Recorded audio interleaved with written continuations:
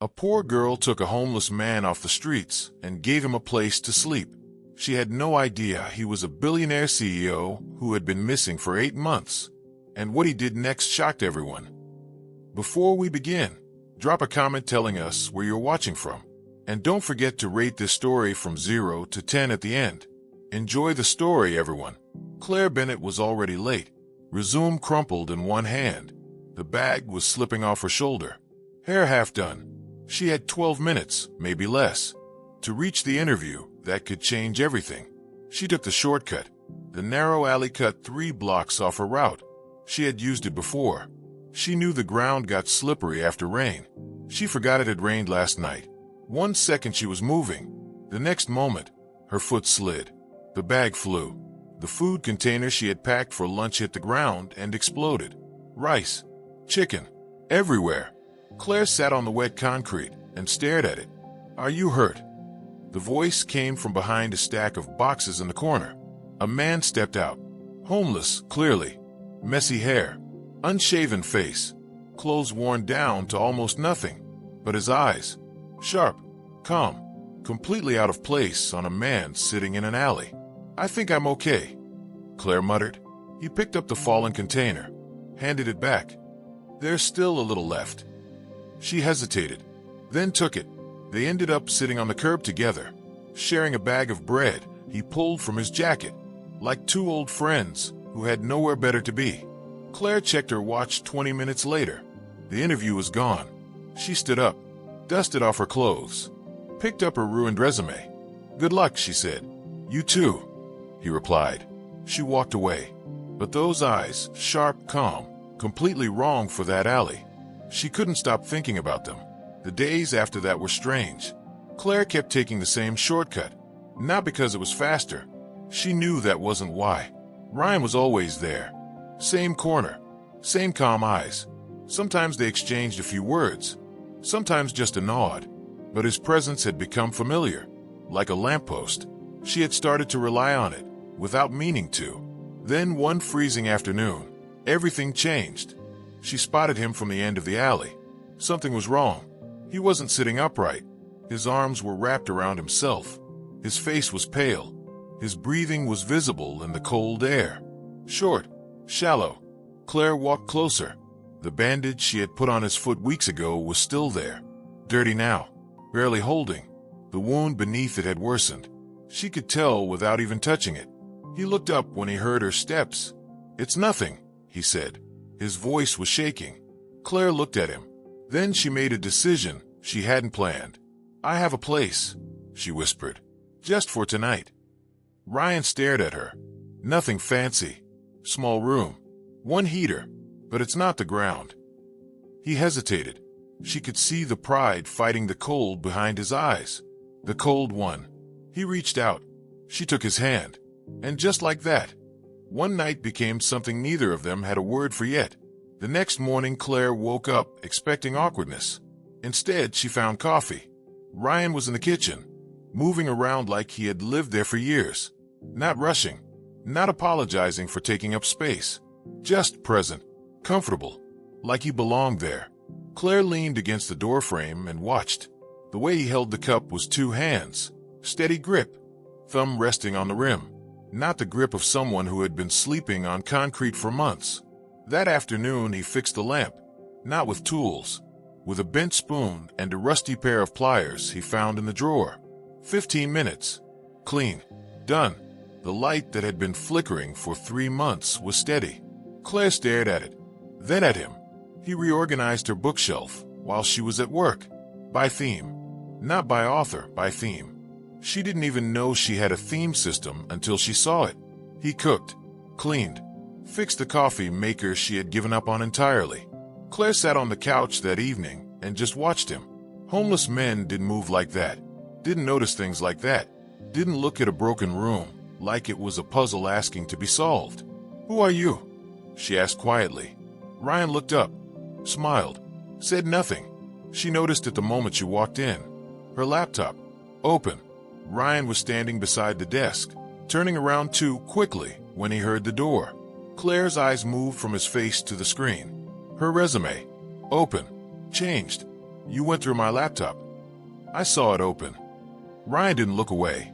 The formatting was wrong. The layout was hiding everything good about you. You had no right. I know. You didn't ask me. I knew you'd say no. Claire set her bag down slowly, walked to the desk, scrolled through the document. New layout. Keywords she hadn't thought of. Every skill she had was buried at the bottom. Pulled to the top where it belonged. It was better. That made her angrier. Don't touch my things again. Ryan looked at her steadily. You're too good to keep being overlooked. She didn't answer, just closed the laptop and went to her room. The next morning, her phone buzzed. A tech company. Interview request. They had seen her resume through a recruitment platform. The updated one. Claire stood in the kitchen staring at the email, then at Ryan's closed door.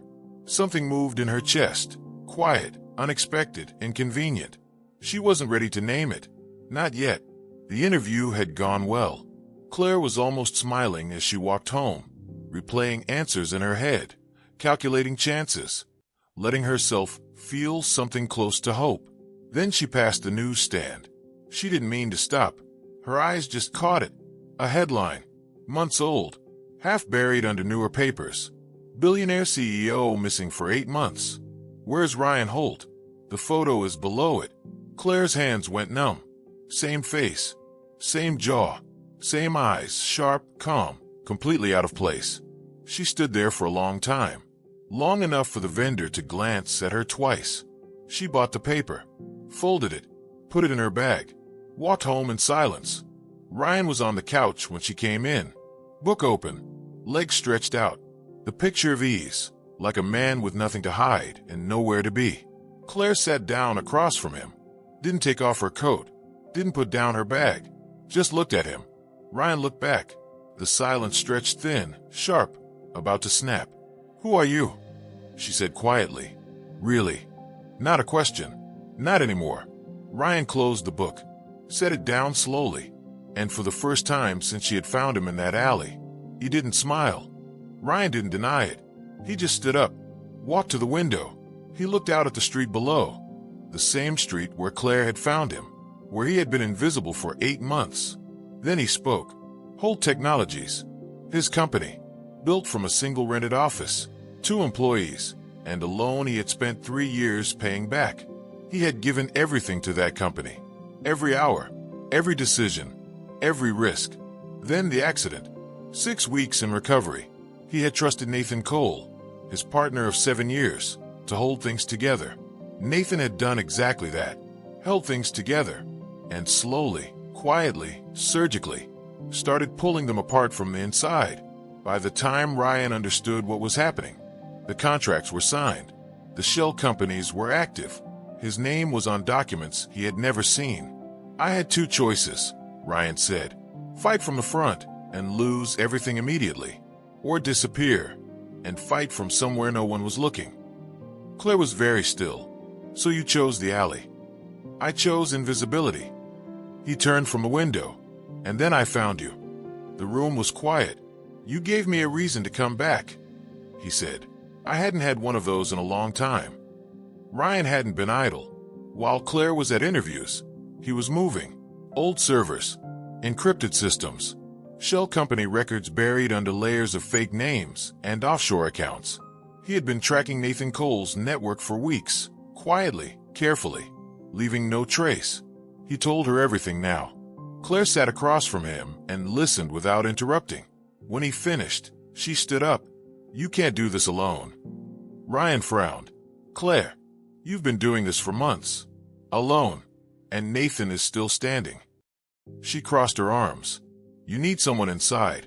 I don't want to drag you into this. You already did. Her voice was steady. The moment you walked into my apartment, you dragged me in. I just didn't know it yet. Ryan looked at her. I started a temp position at Solverus last week, she said. IT support. Internal system access. She paused. Solverus appears in 3 of your documents. It's connected to Nathan's network. The room went very quiet. Ryan stared at her. Claire stared back. She watched something shift behind his eyes, the careful, guarded quality he carried everywhere, slowly giving way to something else. Relief, maybe. Or the specific feeling of no longer being alone. For the first time, he didn't argue. Claire had learned how to disappear. Not like Ryan. Not for months, not in alleys. Just enough. A quiet voice. A neutral expression. The kind of presence that made people look through you instead of at you. At Solvers, she was invisible. She moved through the system slowly. No rushing. No suspicion. Just a temp employee doing her job, filing, organizing, and accessing what she was told to access. And a little more. The hidden files weren't difficult to find. Not for someone who knew what she was looking for. Folder after folder was buried under routine documents, like rocks hiding something underneath. She opened the first one. Recordings. Meeting after meeting between Nathan Cole and directors she didn't recognize. Voices discussing transactions, transfers, authorizations, all signed under Ryan's name. Ryan, who had been sleeping in an alley. Ryan, who hadn't touched a contract in 8 months. Her hand stayed steady. She saved everything onto the flash drive, closed every window, cleared every trace. Walking out of the building, her heart was pounding so hard she was sure someone could hear it. That night she placed the drive on the table between them. Ryan looked at it, then at her. Something shifted in his expression, something between relief and the specific weight of a man who had been fighting alone for too long. With this, he said quietly, we have everything. The suit still fit. Ryan stood in front of the mirror for a long moment, clean-shaved, hair combed, shoulders back, 8 months of alleys and borrowed rooms, and somehow the man in the glass still looked like the one who had built a company from nothing. Claire adjusted the button on her shirt. The camera inside it was smaller than a fingernail. Ready? Ryan asked. Are you? He didn't answer. That was answer enough. The hall was full. Powerful people. Expensive suits. The kind of room Ryan had spent years building toward, and 8 months running from. Nathan Cole arrived last. Confident. Unhurried. The expression of a man who had already won. Then Ryan stepped through the side door. The room went still. It started at the edges, a whisper, a turned head, a frozen handshake. Then it reached Nathan. He stopped. Hello, Nathan. Ryan's voice was calm. No anger. No performance. Just the truth. Standing in a suit in a room full of witnesses. Nathan opened his mouth. Claire pressed the button. Every screen in the hall lit up. Recordings. Voices. Transactions. Authorizations under Ryan's name. Dated from months Ryan had spent invisible. The room didn't move. Nathan looked around. Nowhere to go. The doors opened. Police entered quietly. Like the ending of something that had taken too long. It was over. She found it on her pillow. A single folded page. Her name is on the front, Ryan's handwriting. She recognized it from the note he had left in her book weeks ago. She sat on the edge of the bed and read it. I'm not running from you. I'm running towards something I need to fix. When it's done, if you'll still have me, I'll come back. Claire sat there for a long time. She didn't cry, but she couldn't move either. The letter just sat in her hands, light small, carrying more weight than anything that size should. She went back to work the next day. And the day after that, she kept building, kept moving, filled her hours with everything that needed doing, and tried not to think about the empty back room. His name appeared everywhere. Billionaire CEO returns from the shadows. Holt Technologies enters new era. Ryan Holt speaks for the first time. She didn't click, didn't read, didn't watch. That Ryan, suited, photographed, powerful, wasn't the one she missed. She missed the one who fixed her broken lamp with a bent spoon. The one who left bread on the counter without being asked. The one who saw her before he had any reason to. The letter arrived on a Tuesday. No return address, just an envelope with her name. And inside, a single line in handwriting she hadn't realized she had memorized. I found a town where the coffee never gets cold, and there's an empty chair beside mine, if you ever want to come back. Signed with only R. Claire read it once, then again. Then she folded it carefully and put it in her jacket pocket. She took a bus, then a ride share, then walked the last stretch down a narrow road lined with trees. The sign was hand-painted. Small, slightly crooked, Cafe Dentino. She smiled before she even touched the door. Inside warm, quiet, the smell of fresh coffee and something baking. Soft light through the windows. A bookshelf in the corner organized by theme. Of course it was. Ryan was behind the counter. Jeans, sleeves rolled up. No suit, no headlines, no billion-dollar company pressing down on his shoulders. He looked up. Their eyes met. Neither of them spoke for a moment. Just looked at each other the way people do when time has passed, but nothing important has changed. "You came," he said. Claire sat down at the counter. "What's today's special?" Ryan smiled. The same smile. The one from the alley. New beginnings. They renamed it on a Wednesday morning. No ceremony. Just Claire with a paintbrush and Ryan holding the ladder. The old sign came down. The new one went up. Cafe and Heart. It fit. Ryan made the coffee. Claire managed the books and added a small reading corner near the window where regulars spent entire afternoons. The town adopted them quietly, the way small towns do, without fanfare, without questions, just acceptance. One quiet afternoon, the cafe was empty. Claire was writing in her notebook. Ryan was wiping down the counter. Outside, leaves are moving in the breeze. Inside, the particular silence of two people who no longer needed to fill it. Ryan placed a small box on the counter. Claire looked up. He opened it. A simple silver ring. No diamond. No performance. Just clean metal catching the afternoon light. "This isn't a wedding yet," Ryan said. "Just a promise. To build something together. One day at a time." Claire picked it up. Turned it over in her fingers. It's light. As it should be. She slid it on. 3 weeks later, she woke up to the smell of cheese bread and the sound of a guitar coming from the garden. She walked outside. Light strung between the trees. Neighbors, friends, the regulars from the cafe are holding coffee cups. James Ward is in the back row, smiling. A table with cheese, bread, and wildflowers. Ryan stood in the middle of it all. Jeans, no suit, that smile. The ceremony was simple. A local judge. Short vows. Real ones. Claire held his hands and said, "I promise to remind you who you are, even when you forget." Ryan looked at her the way he had looked at her in the alley, like she was the most unexpected and irreplaceable thing that had ever happened to him. "And I promise," he said quietly, "never to disappear again." The garden filled with applause. Cheese bread was passed around. The guitar kept playing. And somewhere in the middle of it all, Claire laughed. Really laughed. The kind that starts in your chest and doesn't ask permission. They had started in an alley. They had ended up here. Claire took in a homeless stranger and changed both their lives forever. Ryan was a billionaire who had everything, except someone who saw him as just a man. Rate this story from 0 to 10 in the comments. And tell me, did Claire make the right choice that night in the alley? Subscribe and turn on notifications. The next story is already waiting.